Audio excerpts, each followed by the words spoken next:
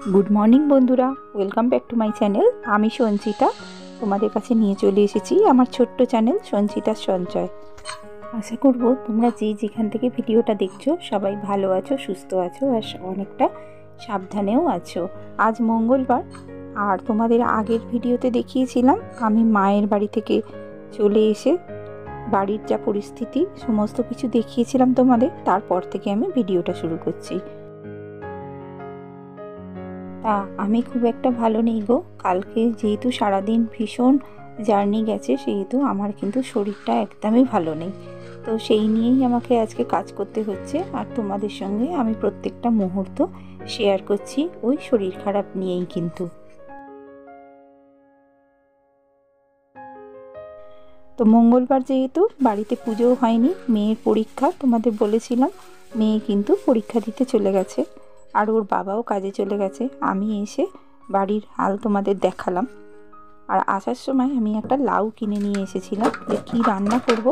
সেই জন্য বাড়িতে অনেকটা চিংড়ি মাছ ছিল, দেখো আগের দিন এনে দিয়েছিল, কিন্তু তাড়াহুড়োতে আমি আজ চিংড়ি মাছটা কাটিনি, ভালো করে ধুয়ে আর ডিবেতে করে তুলে দিয়েছিলাম। তো আমি স্নানটা সেরে এসেই আগে ভাতটা বসিয়ে দিলাম, কারণ ভাতটা হোক আর আমি ততক্ষণে পুজো করে নেব। চান হয়ে গেছে, আর ঘরটা কিন্তু আমি মোটামুটি একটু ঝাঁট দিয়েছি, যেরকম ঘর ছিল সেই রকমই কিন্তু পড়ে আছে, আমি কিছুই করিনি। তা ঘরে যেহেতু বিছানার উপর সব ছড়ানো ছিল সেগুলো একটু হাত ঝাড়া করে দিয়েছি, আর দিয়ে আমি কিন্তু পুজোটা এবার করে নেব। ওর বাবাকে বলে রেখেছিলাম, কারণ রাত্রির থেকে ভালো খাওয়া নেই। ওর বাবাকে বলেছিলাম যে মেয়েও খেয়ে গেছে, রেডিমেড খাবার এনে দিয়েছিল, পেটাই পরোটা আর তোমার আলুর দম। তা আমার জন্য একটু এনে রাখতে বলেছিলাম, মেয়ে খেয়ে কলেজে চলে গেছে আর আমার জন্য একটু রেখে গেছে, সেটা আমি টিফিন খেয়ে নিলাম। এবার রান্নাঘরে চলে যাব।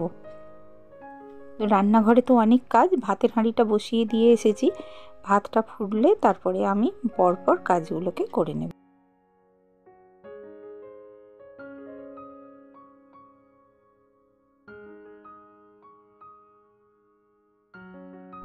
তা দেখো খাবার খেয়ে আমি চলে এসেছি, আর মাছগুলো রেখে দিয়ে গিয়েছিলাম। আমি কিন্তু ডিপ থেকে নর্মাল সেকশানে রেখে গিয়েছিলাম মাছগুলো। তা অনেকগুলো ভেটকি মাছ এনে দিয়েছিল ওর বাবা, ভেটকি মাছগুলো এনে রেখে দিয়েছিলাম, আর মাছের মাথা সমস্ত কিছু রেখে দেওয়া ছিল। আমি কিছুই কাটতে পারিনি তাড়াহুড়োতে, আর আমার মন মেজাজও ভালো ছিল না, কি হবে না হবে। ডাক্তার কিন্তু মাকে ভর্তি করে নেবেই বলেছিল, কিন্তু আরও দুটো টেস্টের জন্য মায়ের ভর্তিটা আটকে গেল। তা যাই হোক, যা হচ্ছে ভালোই হচ্ছে। তো ওই লাউগুলো কেটে নিয়েছি, আলু কেটে নিয়েছি, একটু ডালনা করব, আর লাউয়ের খোলা আর একটুখানি আমার বেগুন ছিল আর উচ্ছে, এইটাকে পেঁয়াজ দিয়ে ভাজবো আর মাছের ঝাল করব, তাহলে খাওয়া হয়ে যাবে আমাদের আজকের মতো। তাই জানো তো, একদমই কিন্তু আমার কোনো রান্না বান্না কিচ্ছুই করতে ইচ্ছা করছে না, এত শরীরটা মানে খারাপ লাগছে কি বলবো। তবু তো রান্না করতেই হবে, কারণ আমার ওপর নির্ভর করে আছে আরও দুটো পেট, আর তারা পরীক্ষা দিয়ে আসবে, কাজ থেকে আসবে, এলে কিন্তু আমাকে খাবারটা দিতে হবে।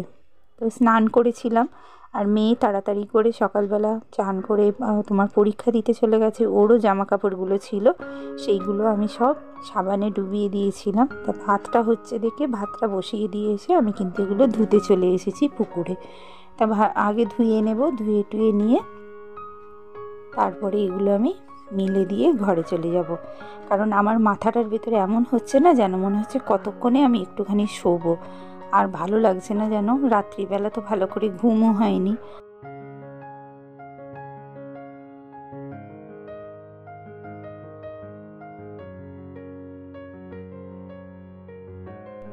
সারা রাত পা দুটো এত যন্ত্রণা হয়েছে, ঠিকমতো তো ঘুমাতেও পারিনি, আর ঠিকমতো যেহেতু খাওয়া হয়নি সেহেতু মাথাটাও ধরেছিল যেন প্রচণ্ড, আর এখনও ধরে আছে, যেন মনে হচ্ছে কতক্ষণে খেয়ে একটুখানি বিছানায় চলে যাব।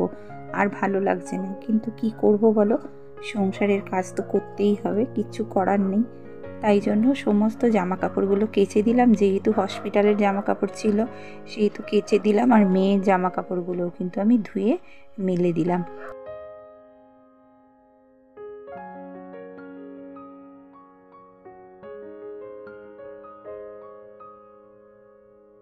কী আর করবো বলো, এত কষ্ট হচ্ছে। কষ্ট হলেও কিন্তু আমাদের কষ্টকে হাসি মুখে মেনে নিয়ে সমস্ত কিছুটা করতে হবে।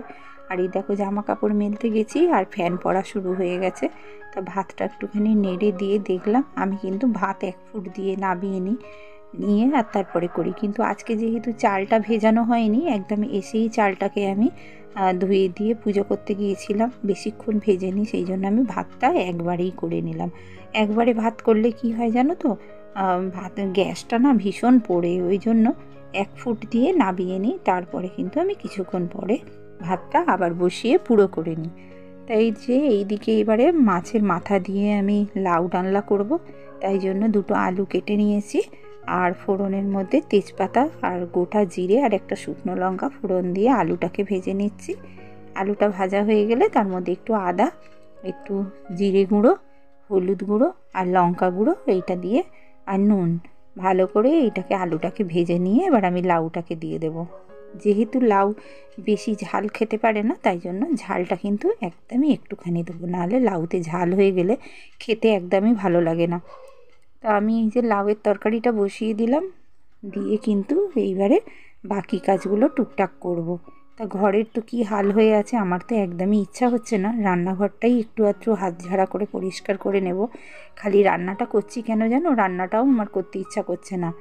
যে রান্নাটা শুধু করছি যে খাবার জন্য, পেট ভর্তি করার জন্য, আর কিছুই না। আর আমার দিকে 2জন চেয়ে আছে, তারা খাবে এসে, বলবে খেতে দাও, সেই জন্য করা, না হলে আমার একদমই করতে ইচ্ছা করছে না।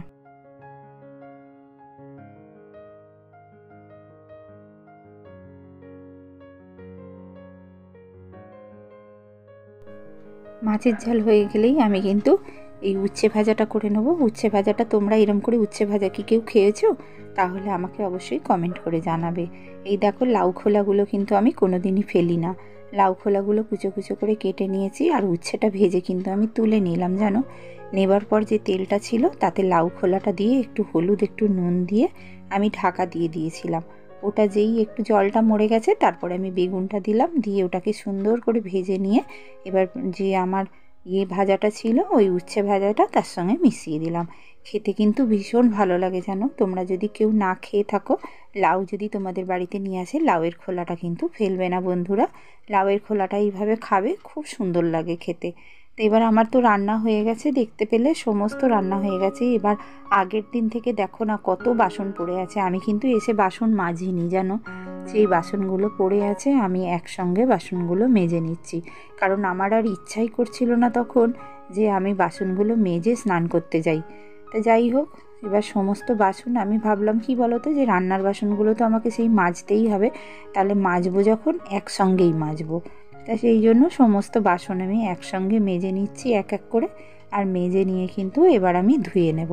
আমার কিন্তু একদমই শরীর ভালো লাগছে না যেন, যেন মনে হচ্ছে কতক্ষণে আমি বিছানায় চলে যেতে পারবো।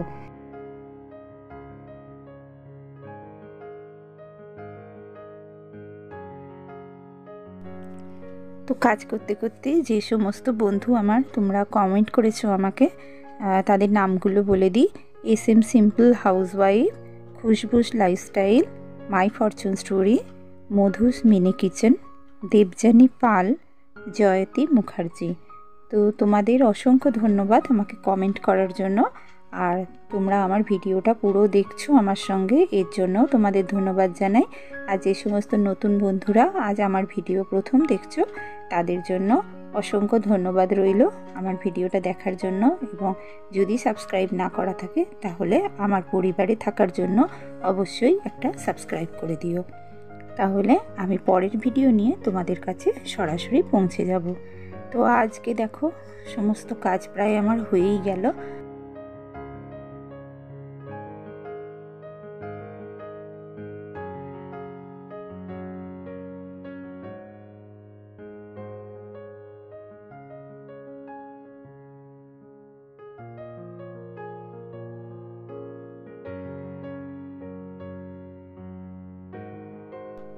তো আজ এই পর্যন্তই, দেখা হচ্ছে আরও একটা পরের ভিডিওতে। ততক্ষণ সবাই ভালো থেকো, সুস্থ থেকো, সাবধানে থেকো, আর আমার অনেক অনেক ভালোবাসা নিও। তো আজ এই পর্যন্ত, দেখা হচ্ছে পরের ভিডিওয়ে। আসছি আর একটা নতুন ভিডিও নিয়ে। তো তো ততক্ষণ টাটা।